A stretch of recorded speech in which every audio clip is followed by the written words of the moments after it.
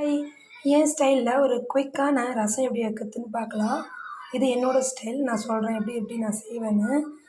நான் ஒரு கிண்ணத்தில் தக்காளி கட் பண்ணி சேர்த்துருக்கேன், கருவேப்பிலை சேர்த்துருக்கேன், ஜாரில் மிளகு, சீரகம், மஞ்சத்தூள், பூண்டு தோல் இருக்காமல் சேர்த்துருக்கேன் க்ளீன் பண்ணி. மஞ்சத்தூள் நான் இப்போ ஏன் சேர்த்துக்கிறேன்னா, எண்ணெயில் போட்டால் அது கொஞ்சம் ஒரு மாதிரி தீஞ்ச மாதிரி ஒரு மாதிரி வரும். எனக்கு அது பிடிக்காது. அதனால் நான் இதில் சேர்த்துக்கிறேன். இதை அரைச்சி வந்து இது கூட சேர்த்துக்கலாம்.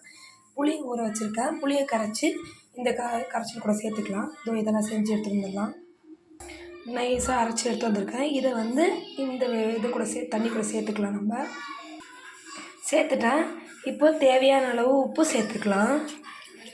இப்போ புளி கரைச்சி இதில் ஊற்றிட்டு இதை நல்லா கை வச்சு நல்லா கரைச்சி எடுத்து வந்துக்கலாம். கரைச்சாச்சு. இது கூட புளி கரைச்சி தண்ணி சேர்த்துக்கலாம். நான் புளியை கரைச்சி வச்சுருக்கேன். அதோட தோலெல்லாம் எடுத்துட்டேன். ஸோ தண்ணி மட்டும் சேர்த்துக்கலாம்.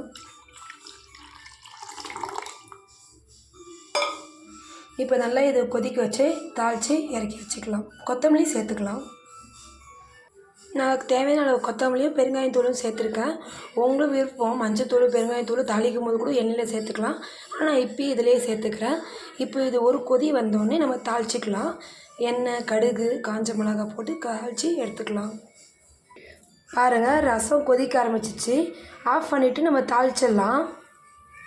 தாளிப்புக்கு தேவையான அளவு எண்ணெய், கடுகு பொரியட்டும். கடுகு பொரிஞ்சோடனே காஞ்ச மிளகாய் நம்ம ரசத்தில் சேர்த்துக்கலாம். அருமையான ரசம் ரெடி. நீங்களும் ட்ரை பண்ணி பாருங்கள்.